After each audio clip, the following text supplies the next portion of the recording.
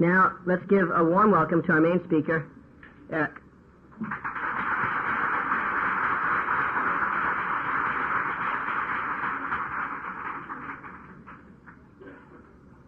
My name's Eric and I'm an alcoholic. And I don't know how to do this at all, really. Plus the fact that, I've only just started being able to speak again because about 3 weeks ago I had all my teeth taken out and these implants put in. And so it all kind of feels funny in there. And I'm trying to kind of overcome this lisp and a whistle, which you can hear. So, actually, some of it is quite nice because I sound like people that I used to admire, like Otis Rush and Ray Charles, who used to sing with a lisp. So that's cool. But one of the great things about this was that one of my dreads as a practicing alcoholic was dentistry. There was like a lot of other things that were really just not available to me. I had such the dysfunctionality in my life was so pronounced that I didn't even see a toothbrush until I was about 18. It was like very poor stuff, all that raised with, in a 2 up, 2 down, where there was an outside zinc bath and no bathroom. And so, but I remember being in class at school about 10 years old, and the back of one of my front teeth fell off. And that's where a lot of my kind of disease started to kick in because I started lying. And I think I'd already kind of developed the thing that, Lauren and other people have talked about, that thing about changing the way I felt. I started changing the way I felt right then, and obviously before, because my teeth fell off because of sugar. And I started eating sugar. I can't even remember when I was probably 5 years old. Sugar on bread and butter. And that was like, it was like a post-war thing in England. That's what you did. Poor families did that. They used to put sugar in milk, too, to feed the children so that the children would drink the milk. And it was part of bad education, all kinds of just dysfunctionality. And so I was kind of set up. I was ready for this stuff. And there were so many other ways that it was coming into my life. I lived in a village in the country in England where we had this thing called the British Legion, which was like a veterans society, and I would see the ground. We would, as kids, would be taken and we'd be stuck outside, put outside with a packet of crisps or whatever you call them here, potato chips and a Coke or something. And they would go inside and they would change. The adults would change. And they'd go in kind of quiet and reserved and miserable. And you'd hear them changing inside into kind of happy, uninhibited, gregarious people. And they'd be having the time of their lives. And then they'd come out and then they'd be, once they were kind of out again and they'd take us home, there would be a shift back somehow. And it would be a little bit more pronounced. It'd be a bit more kind of aggressive and sullen. And, it was kind of like, that was like a little microcosm of what my kind of drinking was like, that I would be, just shy, withdrawn, terrified, fear-based human being who once I got something inside of me became, anybody and was up for anything. And then as it started to wear off, I became malevolent and violent and aggressive and miserable, and in the end, suicidal. And that's what brought me here. And I, the one thing that you always, that I go over and over in my head, and whenever I think about what I'm going to say at a meeting, is that apart from being blessed, I wonder why I was chosen for this and why we get to be chosen. I wouldn't even think about how that affects you, what you think about that. But I know for me, I don't understand why some people don't want it. I've done some 12-step work where I've brought people to the door and I've seen them turn away, walk away. And I've seen others die, deliberately die when confronted with the whole notion of getting honest and looking at their past and trying to do the work that is involved. And I don't understand why they didn't want to do it, and why me, why you, why we get to be fortunate enough to the miracle I'm talking about is the wanting. That's the miracle in my life, is that I wanted this enough to do the hard work. And I found it pain. I'm sure we've all found it pain. I'm sure the newcomers find it very, very pain. And I can't even remember. That seems like a fog, like there's a fog between me now and where I was at then. That was because I know I was just driven by fear. And I remember coming to meetings trying to impress everybody with the fact that I'd been around for a while. So, how does a newcomer do that? I wanted everyone. It was impossible. I wanted to pretend like I'd done the steps. I wanted to pretend like I was, 3 or 4 years sober when I was only 6 weeks. And and that, the pain of that, the pain of that self-consciousness, of the pain of asking for help, that, to me, was very, very hard work. I don't know anybody who seriously works on this program who finds it easy, because it's not supposed to be, because it requires that we put one foot in front of the other. And the most courageous people in the world, in my book, are recovering alcoholics, the people that walk through that door. And on a day, and that's still the same for me now, driving up here tonight. I have to hand it over. I have to hand it over to my higher power, because, and that's easy for me now. I just say, I don't know what to do, get me there. I mean, I pray about, like, each mile of the road I'm driving, get me there safe, get me something to eat, let the people be nice to me, and then and try to keep me from talking about what I think, because that is a complete waste of time, and they all know, it's like we're all kind of experts on one fucking thing or another, but so. And I just hope that he, sometimes he answers most of my prayers. He got me here. It's like, I think it was Ted said that, that whole thing about, I'm paying back. Because I prayed all through my drinking to be got out of every situation I was in, to be relieved of this, to be got through that, and I'll never do it again, and I'd do it again, and I'd ask, and I was always delivered. Now, and that's the other thing, is why was I, and so and the thing is, it really is none of my business.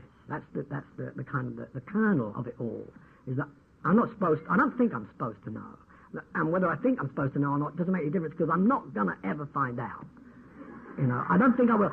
It's only when I look back on the path that I've already traveled that I see how, when I've been there meeting that person, there's been some kind of connection where they meet another person that's somehow brought to the program or something. And then I see that every girlfriend I've ever had, or every journey I've ever taken, has been in order for me to do it's all about service. And the thing is that I can't govern that. I have no control over it. And really all I've got to remember to do is just show up. And the rest is done for me. Because I don't, the minute I try to figure out how this works, I don't need to come here anymore. And that's a frightening thought, because I know people that do, and I guess I know some that do, and it's like I'm getting off on a tangent, and they turn into lecturers and they turn into experts, and I'm not. That's not what I want. I like to hear people that are around a long time who still say, I don't know how to do this. I don't know what. I'm frightened, because then I know that they're human, and I can, because it's like I go back to that thing of authority. I can't be around authority. I need humility. I need humility as an example. I need to see that someone can stay sober a long time and not become authoritative, not become, like a governing body, not become an expert, that they can retain their innocence, that they can be childlike and still be adults, and that's what, I find that here. I don't find it anywhere else. And I know there are great people out there without programs who just seem to be on the path, and I do meet them from time to time. But if I want to be guaranteed to that kind of exposure, I come to an AA meeting, and I get it here. And, so, I mean, my story is very, very simple. I'm just the same as everybody else here. It got hairy. It got good. I crossed the line. It got nasty. And someone, and I don't, it was that whole thing about, I knew for a very, very, very long time that I'd crossed that line. I don't remember crossing it, but I knew for at least the last 10 years of my drinking, I think, that I had to stop. And I remember waking up, coming to, and thinking, well, today is the day. I've got to stop this today, and I don't want to tell anybody about that, because I don't want to make any promises to anyone. So this is something I want to do on my own, and then when I've done it, I can say to somebody, look, I've stopped, but I'll just have a drink first to kind of like get there, so that my mind can function, so that I can figure out how I'm going to do it. And of course, the first one wouldn't even go down. It would just be my body would reject it, and I'd be dry heaving, and then it would be like, and it was vodka, it was all it could in the end, I'm sure. Most of us know that one. And finally, the third or fourth one would go down, and then I'd be fine. And I'd think, right, now, so how would I go about this? I don't know. I'll take the bottle down to the other room, and I'd move around the house, postponing the actual whatever it was I thought I was going to do, postponing it until the bottle was empty, and I was passed out again. And you know, while I was doing that, I was thinking, well, this afternoon I'll stop, you know. And of course, this afternoon was gone, you know, and I'd wake up and it would be dark, and I wouldn't know whether that darkness was morning or evening. I mean, I didn't know. I'd be at home, and I didn't know where I was, you know. I was, and I was married. I had a very successful career, and this has been a great thing for me in my journey, was being able to tell people that acquisition is not it. Because by the time I was 23, I was a millionaire. With the gift that God gave me as a musician, I was making money without wanting to make money. I didn't know how to stop it coming in, and I tried very hard, believe me. And I would leave every band. The minute they thought they wanted to be on TV, I was gone, you know. There was some, I actually, see, the Anonymous Parties program was very familiar, because somehow or another, I wanted that for me anyway. I wanted to be able to be good at something, but without anybody knowing it. But I did want them to know at the same. It was like that whole paradox of, I don't want you to know, but I want the kudos. And I had madness, insanity even then. So, but the whole thing about that was that I didn't want to be rich. I didn't want to be successful. And as long as I had that going on, I could not stop it. And I'm sure it's, you know, people that want money, want success, it just doesn't happen, because there's like a paradox in there. But I do know that having all that stuff, having a beautiful wife and a great home and a career that just shone, you know, no matter what I tried to do to destruct the whole thing, it kept getting better and better. And in spite of all that, at the end of each day, I was considering suicide.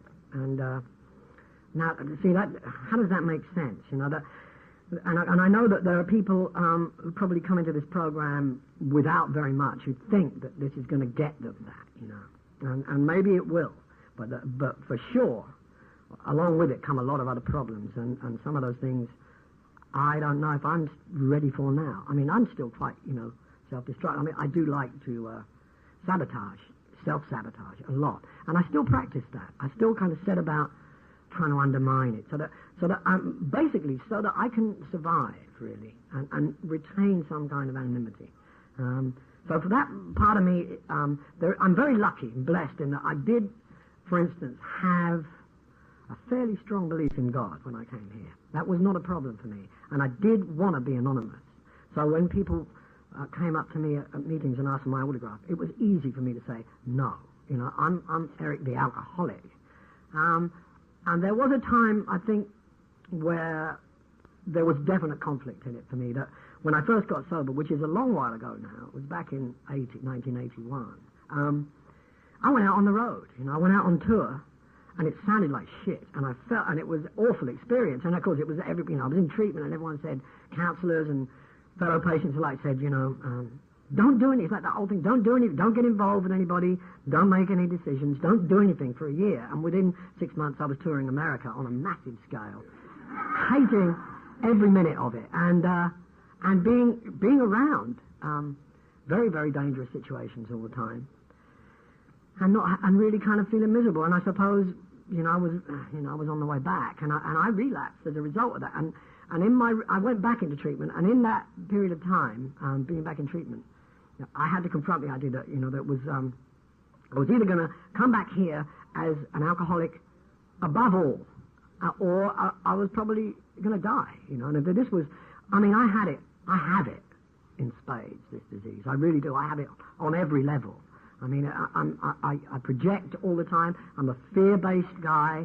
You know, shame. I go into shame spirals at the drop of a hat. I'm getting better, like Lauren said. I'm improving, but I don't do anything. I mean, all I do is I come to meetings and I pray that God will do most of the rest. I will try. I work the steps, but I'm very conscious of the fact that my defects are not really mine to control. I mean, I've never been able to, like someone else said, I don't know how to hand it over. I still don't know quite how to hand it over, other than to try and help somebody else. You know, when I get into that predicament about self-obsession, I kind of got a little switch where I think, well, think about somebody else.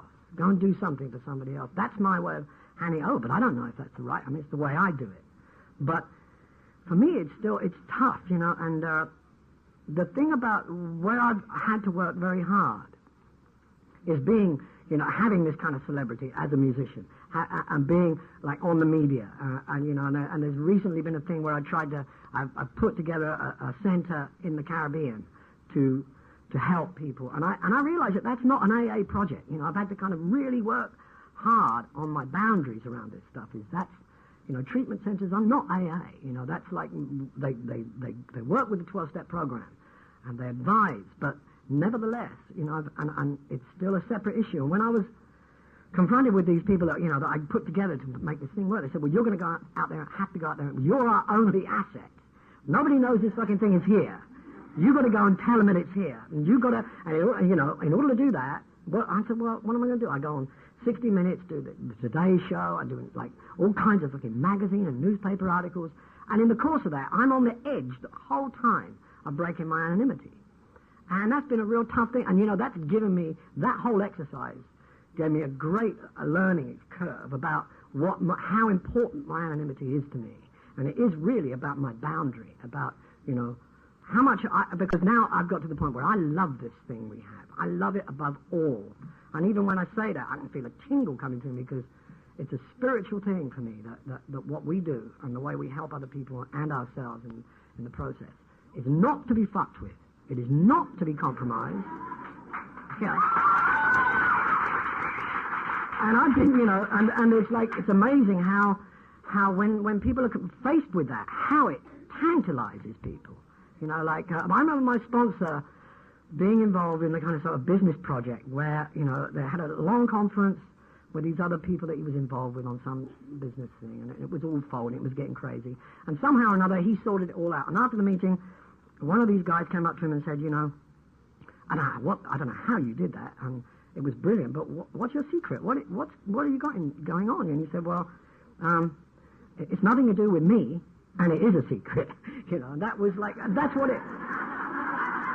And I love that, and that guy, he's got 20 years, and he is like a saint to me, but he's one of those guys that says, I don't know. I just go to meetings, and I love that. But it is very difficult. I've had to do a lot of work going to talk to people in treatment centers, saying that primary purpose thing, when we read the preamble, our primary purpose is to stay sober and help other alcoholics to achieve sobriety. That is my primary purpose. And I've had to my primary purpose is not making sure this fucking treatment center works. My primary purpose is, if I get the opportunity, going in there and telling the alcoholics in there, the recovering people that want to stay sober, my story. Not what I think, or not, please get your other pals to come in because we need the money, But seriously, just to be there so they can see that I'm a guy with a load of money who's had a great career but who still occasionally thinks about suicide, and, although that's got a lot better, I can assure you. But that is not it. That it is about peace of mind, which comes from other people, comes from our common welfare. And that's what I always rely on, that in any given difficult situation, there's two options for me. One is to isolate and try and figure it out and eventually fucking self-destruct and go down the road that I've already travelled. The other one is to come here and ask you for what you did when you had the similar experience. And that's the one I've chosen most. And it works. And it is usually, I'll avoid people that try and, proselytize or lecture or tell me what they think. I will say, well, tell me what you did when this happened to you so that I get the experience. And usually it is the simplest thing imaginable, and that's what works. And so that's it for me. I flew all this way to come to this meeting, and I'm really glad to be here. I had no idea. I remember actually driving up the coast thinking, about 20 years ago, I came up here to make a record at a place called Shangri-La, and man, is it different now? I don't know if it's still there, the place, but some of those guys are dead, one of them's and this was a group called The Band, that was a great band, and one of them hung himself, and he was like, we drank together. He was like a Grand Marnier freak. He drank Grand Marnier out of the bottle, and I loved, man, that's a man's way of drinking, and he hung himself. And I've seen so many people, lost so many friends who didn't get this light shone in their lives. And which brings me back to that thing, is like God somehow or another chose us. and now we get to choose. And that's the other thing about this program that I love the most, is that I have a choice today. And like Lorne also said, I can look back and see that it's all been choice, and it still is, you know. I can choose, and I am responsible for my own happiness and for my own life. I am totally responsible today. I don't blame anymore. I try to still on occasion, because I am an alcoholic, and I will always act in that typical way. My first response is usually to, you know, fuck it, it's his fault or her fault, and then I modify, and then I act. I act usually on the modification, and for that I'm really grateful. It's been almost 12 years for me, and I guess I've got another 12 to go before I'll have paid back my debt, and I hope a bit more, you know. I don't ever really think about this as being a long, long road. It's still one day at a time for me. I really don't make too many plans. I try to take the program to everything I do, the way I love, the way I live, the way I work. It's about spontaneity and being in the moment. And we're very, very lucky to be given this gift. And I'm very grateful for you listening to me tonight. Thanks. Thanks for letting me share.